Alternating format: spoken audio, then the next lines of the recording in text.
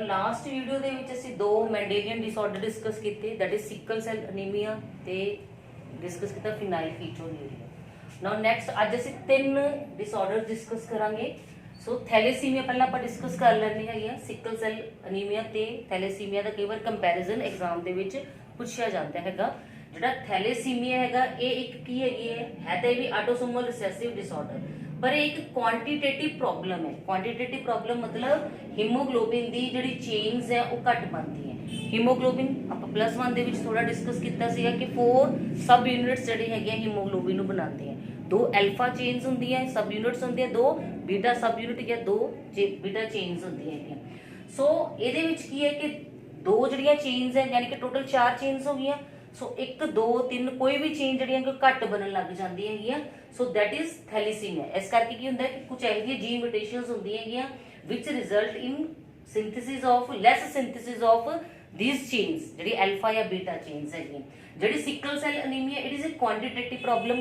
ਅਸੀਂ ਫਸਟ ਵਾਲੇ ਇਸ ਤੋਂ ਪਹਿਲੇ ਵਾਲੀ ਵੀਡੀਓ 'ਚ ਡਿਸਕਸ ਕੀਤਾ ਸੀ ਕਿ ਸਿਕਲ ਸੈਲ ਅਨੀਮੀਆ ਦੇ ਵਿੱਚ ਕੀ ਹੈ ਕਿ ਜਿਹੜੇ ਆਰਬੀਸੀ ਹੈ ਉਹ ਕੀ ਹੋ ਜਾਂਦੇ ਆ, ਸਿਕਲ ਸ਼ੇਪ ਹੋ ਜਾਂਦੀ ਹੈਗੀ ਅੰਡਰ ਹੈਵੀ ਐਕਸਰਸਾਈਜ਼। ਸੋ ਬਾਈਕਨਕੇਵ ਤੋਂ ਆ ਸ਼ੇਪ ਲੈ ਲੈਂਦੇ ਹੈਗੇ। ਸੋ ਇਹ ਡਿਫਰੈਂਸ ਕਈ ਵਾਰ ਐਗਜ਼ਾਮ 'ਚ ਪੁੱਛਿਆ ਗਿਆ, ਥੈਲੇਸੀਮੀਆ ਤੇ ਸਿਕਲ ਸੈਲ ਅਨੀਮੀਆ ਦਾ ਡਿਫਰੈਂਸ। ਸੋ ਕਿਸ ਤਰ੍ਹਾਂ ਹੁੰਦਾ ਹੈਗਾ, ਥੈਲੇਸੀਮੀਆ ਨੂੰ ਥੋੜਾ ਐਕਸਪੈਂਡ ਕਰੀਏ ਕਿ ਕਿਵੇਂ ਹੁੰਦੀ ਹੈ। It occurs due to mutation or deletion of genes which help in synthesis of alpha and beta subunits. So ਇਹਦਾ ਮਤਲਬ ਅਕੋਰਡਿੰਗਲੀ ਦੋ ਤਰ੍ਹਾਂ ਦਾ ਥੈਲੇਸੀਮੀਆ, ਐਲਫਾ ਥੈਲੇਸੀਮੀਆ ਤੇ ਬੀਟਾ ਥੈਲੇਸੀਮੀਆ, ਜਾਂ ਇਹਨੂੰ ਐਲਫਾ ਨੋਟ ਵੀ ਕਹਿ ਦਿੰਦੇ ਹੈਗੇ। So alpha thalassemia, it is controlled by 2 closely linked genes present on chromosome number 16। ਕਿਹੜੇ ਦੋ ਜੀਨਸ ਹੈ, HBA1 HBA2, ਯਾਨੀ ਕਿ ਟੋਟਲ ਕਿੰਨੇ ਜੀਨਸ ਹੋ ਗਏ ਜਿਹੜੇ ਨੂੰ ਕੰਟਰੋਲ ਕਰ ਰਹੇ ਹੈ, 4 ਜੀਨਸ ਹੈ ਜਿਹੜੇ ਕੰਟਰੋਲ ਕਰ ਰਹੇ ਹੈ। ਸੋ 1 2 ਜਾਂ ਇਸ ਤੋਂ ਜ਼ਿਆਦਾ ਜੀਨਸ ਦੇ ਵਿੱਚ ਜਦੋਂ ਡਿਲੀਸ਼ਨ ਹੋ ਗਈ ਜਾਂ ਮਿਊਟੇਸ਼ਨ ਹੋ ਗਈ, ਸੋ ਉਹਦੇ ਨਾਲ ਕੀ ਹੈ ਕਿ ਐਲਫਾ ਜਿਹੜਾ ਹੈਗਾ ਉਹ ਥੈਲੇਸੀਮੀਆ ਹੋ ਜਾਂਦਾ ਹੈ। ਬੀਟਾ ਥੈਲੇਸੀਮੀਆ ਜਾਂ ਐਲਫਾ ਨੋਟ ਥੈਲੇਸੀਮੀਆ ਦੇ ਵਿੱਚ ਕੀ ਹੈ, ਇਹਨੂੰ it is controlled by a single gene, so HBB on chromosome number 11। ਇਹਦਾ ਮਤਲਬ ਇਹਦੇ ਕਿੰਨੇ ਜੀਨਸ ਇਹਨੂੰ ਕੰਟਰੋਲ ਕਰ ਰਹੇ ਹਨ, 2 ਜੀਨਸ ਕੰਟਰੋਲ ਕਰ ਰਹੇ ਹੈਗੇ। ਸੋ ਉਹਨਾਂ 2 ਜੀਨਸ ਜਾਂ ਤਾਂ ਇਧਰ ਦੇ ਗੈਟ ਡਿਲੀਟਡ ਔਰ ਦੇ ਗੈਟ ਮਿਊਟੇਟਡ। ਸੋ ਉਹਦੇ ਨਾਲ ਕੀ ਹੋਏਗਾ ਕਿ ਥੈਲੇਸੀਮੀਆ ਹੋ ਗਿਆ, ਥੈਲੇਸੀਮੀਆ ਦੇ ਵਿੱਚ ਕੀ ਹੋਏਗਾ, ਅਨੀਮੀਆ ਹੋ ਗਿਆ। ਸੋ ਇਸ ਤਰ੍ਹਾਂ ਦੀ ਜਿਹੜੀਆਂ ਪ੍ਰੋਬਲਮਸ ਹੈਗੀਆਂ, ਸੋ ਇਹਨਾਂ ਨੂੰ ਪ੍ਰੋਫਿਊਜ਼ ਜਿਹੜੀ ਹੈਗੀ ਹੈ ਰਿਪੀਟਡ ਟ੍ਰਾਂਸਫਿਊਜ਼ਨ ਆਫ ਬਲੱਡ ਕਰਨੀ ਪੈਂਦੀ ਹੈ। ਇਹਦੀ ਕੋਈ ਜਿਹੜੀ ਹੈ ਟ੍ਰੀਟਮੈਂਟ ਨਹੀਂ ਹੈਗੀ ਥੈਲੇਸੀਮੀਆ ਦੀ। ਸੋ ਇਹ ਥੈਲੇਸੀਮੀਆ ਤੇ ਸਿਕਲ ਸੈਲ ਅਨੀਮੀਆ ਅਸੀਂ ਇਕੱਠੇ ਜਿਹੜੇ ਹੈਗੇ ਡਿਸਕਸ ਕਰ ਰਹੇ ਹੈਗੇ ਹੈ। ਸੋ ਨਾਓ ਨੈਕਸਟ ਜਿਹੜੇ ਦੋ ਡਿਸਆਰਡਰ ਅਸੀਂ ਹੁਣ ਡਿਸਕਸ ਕਰਾਂਗੇ, ਦੈਟ ਇਜ਼ ਹੀਮੋਫੀਲੀਆ ਤੇ ਕਲਰ ਬਲਾਈਂਡਨੈਸ। ਇਹ ਵੀ ਦੋਨੋਂ ਅਸੀਂ ਥੋੜਾ ਇਕੱਠੇ ਡਿਸਕਸ ਕਰਦੇ ਹਾਂ ਕਿਉਂਕਿ ਦੋਨਾਂ 'ਚ ਕੁਝ ਕਾਮਨ ਹੈਗੀ ਹੈ ਕਿ ਦੋਨੋਂ ਜਿਹੜੀ ਪ੍ਰੋਬਲਮਸ ਕੀ ਹੈ, they are sex linked recessive diseases. So sex linked recessive disease ਹੈ ਕਿਉਂਕਿ ਇਹਨਾਂ ਦਾ ਜਿਹੜਾ ਕ੍ਰੋਮੋਸੋਮ ਹੈ, ਵੈਦਰ ਇਟ ਇਜ਼ ਹੀਮੋਫੀਲੀਆ ਔਰ whether it is colour blindness, ਇਹਦਾ ਜੀਨਸ ਕਿੱਥੇ ਪ੍ਰੈਜ਼ੈਂਟ ਹੁੰਦਾ ਹੈਗਾ, ਸੋ X ਕ੍ਰੋਮੋਸੋਮ ਤੇ ਪ੍ਰੈਜ਼ੈਂਟ ਹੈਗਾ। ਸੋ ਹੀਮੋਫੀਲੀਆ ਇਹਨੂੰ ਬਲੀਡਰ ਡਿਜ਼ੀਜ਼ ਵੀ ਕਹਿੰਦੇ ਆ। ਇਹਨੂੰ ਬਲੀਡਰ ਡਿਜ਼ੀਜ਼ ਕਿਉਂ ਕਹਿੰਦੇ ਹੈਗੇ ਆ, ਕਿਉਂਕਿ ਇਹਦੇ ਵਿੱਚ ਕਲੌਟਿੰਗ ਫੈਕਟਰਸ ਮਿਸਿੰਗ ਹੁੰਦੇ ਆ। ਸੋ ਦੋ ਤਰ੍ਹਾਂ ਦੇ ਆਪਾਂ ਥੋੜਾ ਜਿਹਾ ਮੈਂ ਪਾਸਿੰਗ ਰੈਫਰੈਂਸ ਦੱਸ ਦਿੰਦੀ ਹਾਂ। ਦੋ ਤਰ੍ਹਾਂ ਦੇ ਫੈਕਟਰਸ ਹੈ 8 ਐਂਡ 9, ਫੈਕਟਰ 8 ਐਂਡ 9। ਸੋ ਇਹ ਦੋ ਤਰ੍ਹਾਂ ਦੇ ਫੈਕਟਰਸ ਹੈ, ਕਲੌਟਿੰਗ ਫੈਕਟਰ 8, ਕਲੌਟਿੰਗ ਫੈਕਟਰ 9। ਅਗਰ ਕਲੌਟਿੰਗ ਫੈਕਟਰ 8 ਐਬਸੈਂਟ ਹੈਗੇ ਹੈ, ਸੋ ਉਹ ਕਾਮਨ ਜ਼ਿਆਦਾ 80% ਲੋਕਾਂ ਦੇ ਵਿੱਚ 8 ਵਾਲਾ ਮਿਸਿੰਗ ਹੁੰਦਾ ਹੈਗਾ। ਸੋ ਉਹਦੇ ਨਾਲ ਕੀ ਹੈ ਕਿ ਹੀਮੋਫੀਲੀਆ A ਹੋ ਗਿਆ, ਹੀਮੋਫੀਲੀਆ B। ਸੋ ਇਸ ਤਰ੍ਹਾਂ ਦਾ ਦੋ ਤਰ੍ਹਾਂ ਦਾ ਹੋ ਗਿਆ। ਸੋ ਡਿਟੇਲ 'ਚ ਆਪਾਂ ਨੂੰ ਜਾਣ ਦੀ ਇਹਦੀ ਲੋੜ ਨਹੀਂ ਹੈਗੀ। ਸੋ ਕਿਉਂਕਿ ਕਲੌਟਿੰਗ ਫੈਕਟਰਸ ਮਿਸਿੰਗ ਹੈ, ਸੋ ਅਗਰ ਛੋਟਾ ਜਿਹਾ ਵੀ ਕੱਟ ਲੱਗੇਗਾ ਤੇ ਉਹਦੇ ਨਾਲ ਕੀ ਹੋਏਗਾ ਕਿ ਅਨਕੰਟਰੋਲਡ ਬਲੀਡਿੰਗ ਜਿਹੜੀ ਹੈਗੀ ਹੈ ਹੋ ਜਾਂਦੀ ਹੈ। ਸੋ ਕਲੌਟ ਨਹੀਂ ਬਣਦਾ ਹੈਗਾ। ਸੋ ਕੀ ਹੈਗੀ ਹੈ, how it is transmitted, it is transmitted from unaffected carrier female to ਸਨ।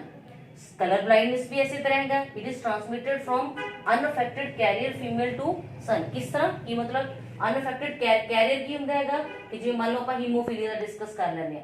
ਸੋ ਹੀਮੋਫੀਲੀਆ ਦੇ ਵਿੱਚ ਕੀ ਹੈ, ਦੋ ਫੀਮੇਲ ਕੋਲੇ 2 X ਕ੍ਰੋਮੋਸੋਮਸ ਹੈ। ਸੋ ਆਲਰੇਡੀ ਮੈਂ ਦੱਸਿਆ ਕਿ X ਕ੍ਰੋਮੋਸੋਮ ਦੇ ਉੱਤੇ ਜਿਹੜੀ ਹੈਗੀ ਹੈ ਇਹਦਾ ਜੀਨ ਪ੍ਰੈਜ਼ੈਂਟ ਹੈ। ਸੋ ਫੀਮੇਲਸ ਦੇ ਵਿੱਚ ਇਹ ਡਿਜ਼ੀਜ਼ ਬਹੁਤ ਰੇਅਰ ਹੈ, ਭਾਵੇਂ ਹੀਮੋਫੀਲੀਆ ਭਾਵੇਂ ਕਲਰ ਬਲਾਈਂਡਨੈਸ ਹੈ। ਸੋ ਫੀਮੇਲਸ ਦੇ ਵਿੱਚ ਕਿਉਂ ਰੇਅਰ ਹੈਗੀ ਹੈ, ਕਿਉਂਕਿ ਫੀਮੇਲ ਨੂੰ ਹੀਮੋਫੀਲਿਕ ਹੋਣ ਲਈ ਮਦਰ ਐਟਲੀਸਟ ਕੈਰੀ ਹੋਣੀ ਚਾਹੀਦੀ ਹੈ ਤੇ ਫਾਦਰ ਜਿਹੜਾ ਹੈਗਾ ਉਹ ਅਫੈਕਟਡ ਹੋਣਾ ਚਾਹੀਦਾ ਹੈ। ਜਿਹੜੇ ਮੇਲਸ ਹੈ ਉਹਨਾਂ ਦੇ ਵਿੱਚ ਕਿਉਂਕਿ ਇੱਕੋ ਹੀ X ਕ੍ਰੋਮੋਸੋਮ ਹੈ, ਸੋ ਮੋਸਟਲੀ ਮੇਲਸ ਅਫੈਕਟਡ ਹੁੰਦੇ ਆ। ਸੋ ਜਿਵੇਂ ਇਟ ਇਜ਼ 8%, ਜਿਹੜੀ ਕਲਰ ਬਲਾਈਂਡਨੈਸ ਹੈਗੀ ਹੈ ਮੇਲਸ ਦੇ ਵਿੱਚ 8% ਅਗਰ ਮੇਲਸ ਨੂੰ ਇਫੈਕਟ ਕਰਦੀ ਹੈ ਤੇ ਫੀਮੇਲਸ ਓਨਲੀ 0.4% ਨੂੰ ਇਫੈਕਟ ਕਰਦੀ ਹੈਗੀ ਹੈ। ਸੋ ਬੜੀ ਰੇਅਰ ਕੰਡੀਸ਼ਨ ਹੈ ਫੀਮੇਲਸ ਦੇ ਵਿੱਚ। ਸੋ ਕਲਰ ਬਲਾਈਂਡਨੈਸ ਦੇ ਵਿੱਚ ਕੀ ਹੈ ਕਿ ਜਿਹੜੇ ਇਸ ਤਰ੍ਹਾਂ ਜੀਨ ਮਿਊਟੇਸ਼ਨ ਹੋ ਜਾਂਦੀ ਹੈ ਕਿ the individual is unable to differentiate between red and green color, red ਤੇ green color ਦੇ ਵਿੱਚ ਉਹ differentiate ਨਹੀਂ ਕਰ ਸਕਦੇ। ਔਰ ਇਹ ਜਿਹੜੀ ਦੋਨੋਂ ਡਿਜ਼ੀਜ਼ਸ ਹੈ ਇਹ ਕ੍ਰਿਸ ਕ੍ਰਾਸ ਇਨਹੈਰੀਟੈਂਸ ਸ਼ੋ ਕਰਦੀਆਂ। ਕ੍ਰਿਸ ਕ੍ਰਾਸ ਇਨਹੈਰੀਟੈਂਸ ਮਤਲਬ ਕਿ ਜਿਹੜੀ ਡਿਜ਼ੀਜ਼ ਹੈ ਫਰੋਮ ਮੇਲ ਤੋਂ ਚਲੀ ਜਾਂਦੀ ਹੈ ਗ੍ਰੈਂਡਸਨ ਥਰੂ ਡਾਟਰ, ਯਾਨੀ ਕਿ ਮੇਲ ਮਤਲਬ ਆਪਾਂ ਇਹ ਕਹਿ ਸਕਦੇ ਹਾਂ ਕਿ ਦਾਦੇ ਤੋਂ ਪੋਤੇ ਨੂੰ ਗਈ ਥਰੂ ਡਾਟਰ, ਐਸੇ ਤਰ੍ਹਾਂ ਦਾਦੀ ਤੋਂ ਪੋਤੀ ਨੂੰ ਗਈ through son. So this is called ਯਾਨੀ ਕਿ ਅਪੋਜ਼ਿਟ ਸੈਕਸ ਨੂੰ ਜਾਏਗੀ, ਇੱਕ ਸੈਕਸ ਤੋਂ ਦੂਜੇ ਅਪੋਜ਼ਿਟ ਸੈਕਸ ਨੂੰ, ਫਿਰ ਉਸ ਤੋਂ ਬਾਅਦ ਅਪੋਜ਼ਿਟ ਸੈਕਸ। ਸੋ ਆਪਾਂ ਇੱਕ ਕ੍ਰਾਸ ਬਣਾ ਕੇ ਦੇਖਦੇ ਹਾਂ ਕਿ ਮੰਨ ਲਓ ਇੱਕ ਫੀਮੇਲ ਕੈਰੀਅਰ ਹੈ, ਮੇਲ ਨਾਰਮਲ ਹੈ। ਆਪਾਂ ਹੀਮੋਫੀਲੀਆ ਦੀ ਐਗਜ਼ਾਮਪਲ ਲੈਂਦੇ ਹਾਂ। ਸਿਰਫ ਅਸੀਂ ਫਰਕ ਕੀ ਕਰਾਂਗੇ, ਕਲਰ ਬਲਾਈਂਡਨੈਸ ਅਸੀਂ ਸੀ ਜੀਨ ਲਾ ਦਾਂਗੇ। ਸੋ ਅਸੀਂ ਕਲਰ ਬਲਾਈਂਡਨੈਸ ਦਾ ਵੀ ਕ੍ਰਾਸ ਕਰ ਸਕਦੇ ਹਾਂ, ਕੋਈ ਵੀ ਕ੍ਰਾਸ ਕਰ ਸਕਦੇ ਹਾਂ। ਸੋ ਮੈਂ ਕੋਈ ਹੀਮੋਫੀਲੀਆ ਦਾ ਕ੍ਰਾਸ ਤੁਹਾਨੂੰ ਕਰਕੇ, ਸੋ ਉਸੇ ਤਰ੍ਹਾਂ ਮੈਂਡੇਲੀਅਨ ਵੇ ਨਾਲ ਅਸੀਂ ਇਹਦਾ ਕ੍ਰਾਸ ਕਰਾਂਗੇ। ਸੋ XH XY, ਸੋ XH X ਇਹਨਾਂ ਦੋਵਾਂ ਨੂੰ ਮਲਟੀਪਲਾਈ ਕਰਾਂਗੇ XY, ਸੋ XY। ਸੋ ਇਹਦੇ ਵਿੱਚ ਅਸੀਂ ਕੀ ਦੇਖ ਰਹੇ ਹੈਗੇ ਕਿ ਰੇਸ਼ੀਓ ਕੀ ਆਇਆ ਸਾਡੇ ਕੋਲੇ ਕਿ XH X, ਸੋ ਇੱਕ ਫੀਮੇਲ ਕੈਰੀਅਰ ਹੋਗੀ, ਠੀਕ ਹੈ। ਦੈਨ XH ਆਹ ਲੱਗੇ XXY, ਸੋ ਕੈਰੀਅਰ ਫੀਮੇਲ 1 ਹੈ, ਕੈਰੀਅਰ ਫੀਮੇਲ 1 ਹੈ, 1 ਜਿਹੜਾ ਹੈਗਾ ਅਫੈਕਟਡ ਮੇਲ ਹੈ। ਸੋ ਅਸੀਂ ਰੇਸ਼ੀਓ ਦੇਖੀਏ ਅਫੈਕਟਡ, ਦਿਸ ਇਜ਼ ਅਫੈਕਟਡ।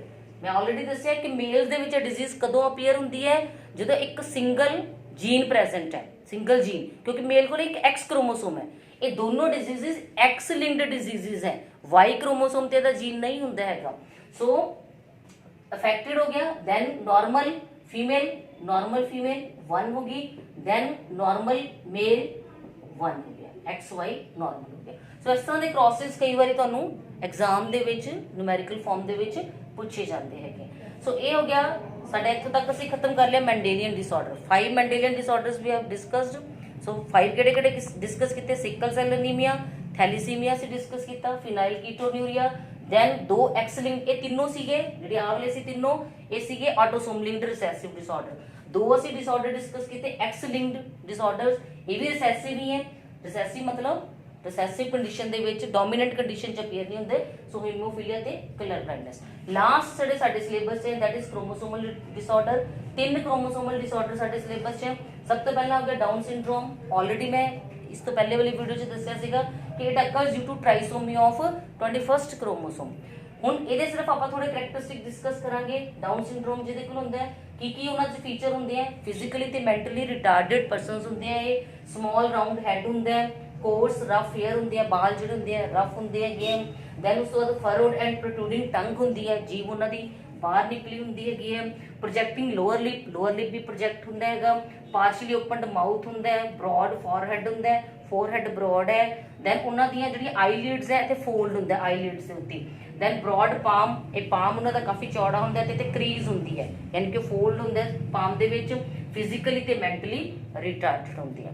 ਐਸੇ ਤਰ੍ਹਾਂ ਲਾਸਟ ਵਿੱਚ ਆ ਗਿਆ ਸਾਡੇ ਕੋਲ ਕਲਾਈਨਫੈਲਟਰ ਤੇ ਟਰਨਰ ਸਿੰਡਰੋਮ। ਐਗਜ਼ਾਮ ਦੇ ਵਿੱਚ ਮੋਸਟਲੀ ਇਹ ਡਿਫਰੈਂਸ ਫਾਰਮ ਦੇ ਵਿੱਚ ਪੁੱਛਿਆ ਜਾਂਦਾ ਹੈ। ਸੋ ਮੈਂ ਤੁਹਾਡੇ ਨਾਲ ਡਿਫਰੈਂਸ ਫਾਰਮ 'ਚ ਡਿਸਕਸ ਕਰ ਲੈਣੀ ਹੈ। ਸਭ ਤੋਂ ਪਹਿਲਾ ਡਿਫਰੈਂਸ ਇਹਦੇ ਵਿੱਚ ਹੋ ਗਿਆ ਕਿ it occurs due to trisomy of sex chromosome. ਇੱਕ X ਕ੍ਰੋਮੋਸੋਮ ਜ਼ਿਆਦਾ ਹੈ ਕਿਉਂਕਿ ਇਹਦੇ ਵਿੱਚ Y ਕ੍ਰੋਮੋਸੋਮ ਹੈ। ਇਹਦਾ ਮਤਲਬ ਇਹ ਕੀ ਹੋਣਗੇ, ਸਟਰਾਈਲ ਮੇਲ ਹੋਣਗੇ। ਇਸ ਤਰ੍ਹਾਂ ਟਰਨਰ ਸਿੰਡਰੋਮ ਇਹ ਮੋਨੋਸੋਮੀ ਹੈ। ਇਹ ਦੋਨੋਂ ਹੀ ਐਨੂਪਲਾਈਡ ਕੰਡੀਸ਼ਨ ਹੈ। ਐਨੂਪਲਾਈਡ ਕੰਡੀਸ਼ਨ ਕੀ ਹੈ, ਜਦੋਂ ਇੱਕ ਕ੍ਰੋਮੋਸੋਮ ਘਟਦਾ ਜਾਂ ਵੱਧਦਾ ਹੈਗਾ। ਸੋ ਇਹਦੇ ਵਿੱਚ ਇੱਕ X, ਸਿਰਫ ਇੱਕ X ਕ੍ਰੋਮੋਸੋਮ ਹੈ, ਦੂਸਰਾ 0 ਹੈ, ਯਾਨੀ ਕਿ ਹੈ ਹੀ ਨਹੀਂ X ਕ੍ਰੋਮੋਸੋਮ। ਸੋ ਇਹ ਕਿਉਂਕਿ X ਕੰਡੀਸ਼ਨ ਹੈ ਇਸ ਕਰਕੇ ਇਹ ਸਟਰਾਈਲ ਫੀਮੇਲ ਹੁੰਦੀ ਹੈਗੀ। ਦੋਨੋਂ ਦੀ ਸਿਮਿਲੈਰਿਟੀ ਹੈ ਕਿ ਦੋਨਾਂ ਦੇ ਵਿੱਚ ਮੈਂਟਲੀ ਰਿਟਾਰਡਡ ਤੇ ਫਿਜ਼ੀਕਲੀ ਰਿਟਾਰਡਡ ਜਿਹੜੇ ਇੰਡੀਵਿਜੂਅਲਸ ਹੁੰਦੇ ਆ। ਕਲਾਈਨਫੈਲਟਰ ਦੇ ਵਿੱਚ ਕੀ, ਕਲਾਈਨਫੈਲਟਰ ਸਿੰਡਰੋਮ ਦੇ ਵਿੱਚ ਕੀ ਹੁੰਦਾ ਹੈ ਕਿ ਜਿਹੜੇ ਮੇਲ ਹੈਗੇ ਆ ਉਹਨਾਂ ਦੇ ਵਿੱਚ ਰਿਡਿਊਸ ਟੈਸਟਿਸ ਹੁੰਦੀਆਂ ਹੈਗੀਆਂ, ਗੈਮੀਟ ਫਾਰਮੇਸ਼ਨ ਨਹੀਂ ਹੁੰਦੀ ਹੈਗੀ, ਠੀਕ ਹੈ। ਲੌਂਗ ਲੈਗਸ ਹੁੰਦੀਆਂ ਹੈਗੀਆਂ, ਓਬੀਜ਼ ਹੁੰਦੇ ਆ, ਇਹ ਮੋਟਾਪਾ ਹੁੰਦਾ ਇਹਨਾਂ ਦੇ ਵਿੱਚ। ਦੈਨ ਸਪਾਰਸ ਬੋਡੀ ਹੇਅਰ ਹੁੰਦਾ ਹੈ। ਕੁਝ ਫੈਮਿਨਾਈਨ ਕਰੈਕਟਰਸ ਹੁੰਦੇ ਆ, ਇਹਨੂੰ ਗਾਇਨੋਕੋਮੈਸਟੀਆ ਕਹਿ ਦਿੰਦੇ, ਜਿਵੇਂ ਬ੍ਰੈਸਟ ਡਿਵੈਲਪਮੈਂਟ ਹੋ ਗਈ। ਸੋ ਇਸ ਤਰ੍ਹਾਂ ਵੌਇਸ ਹੈ ਫੀਮੇਲਸ ਵਰਗੀ। ਸੋ ਇਸ ਤਰ੍ਹਾਂ ਦੇ ਕਰੈਕਟਰਸ ਹੁੰਦੇ ਆ। ਟਰਨਰ ਸਿੰਡਰੋਮ ਦੇ ਵਿੱਚ ਕੀ ਹੋ ਗਿਆ ਕਿ ਇਹਨਾਂ ਦੇ ਵਿੱਚ loose skin of neck the skin loose ਹੈ, ਸ਼ਾਰਟ ਸਟੈਚਰ, ਹਾਈਟ ਛੋਟੀ ਹੁੰਦੀ ਹੈ। ਦੈਨ ਇਹਨਾਂ 'ਚ ਵੀ ਮੇਲ ਲਾਈਕ ਕਰੈਕਟਰਸ ਹੋ ਗਏ। ਠੀਕ ਹੈ। ਮੇਲ ਲਾਈਕ ਕਰੈਕਟਰਸ ਹੋ ਗਏ ਕਿ ਵਾਇਸ ਜਿਹੜੀ ਹੈ ਮੇਲਸ ਵਰਗੀ ਹੋ ਗਈ। ਦੈਨ ਉਸੇ ਤਰ੍ਹਾਂ ਇਹਨਾਂ ਦੇ ਵਿੱਚ ਟੈਸਟ ਜਿਹੜੀਆਂ ਓਵਰੀਜ਼ ਵਗੈਰਾ ਰਿਡਿਊਸ ਹੁੰਦੀਆਂ, ਯੂਟਰਸ ਦੀ ਡਿਵੈਲਪਮੈਂਟ ਨਹੀਂ ਹੁੰਦੀ, ਗੈਮੀਟ ਫਾਰਮੇਸ਼ਨ ਨਹੀਂ ਹੋ ਸਕਦੀ। ਸੋ ਇਸ ਤਰ੍ਹਾਂ ਦੇ ਜਿਹੜੇ ਹੈਗੇ ਇਹਨਾਂ 'ਚ ਕਰੈਕਟਰਸ ਹੁੰਦੇ ਆ। ਸੋ ਇਸ ਤਰ੍ਹਾਂ ਕਰਕੇ ਆਪਣੇ ਕੋਲ ਆਪਾਂ ਜਿਹੜਾ ਹੈਗਾ ਮੈਂਡੇਲੀਅਨ ਡਿਸਆਰਡਰਸ ਇਹ ਸਾਰੇ ਕਵਰ ਹੋ ਗਏ।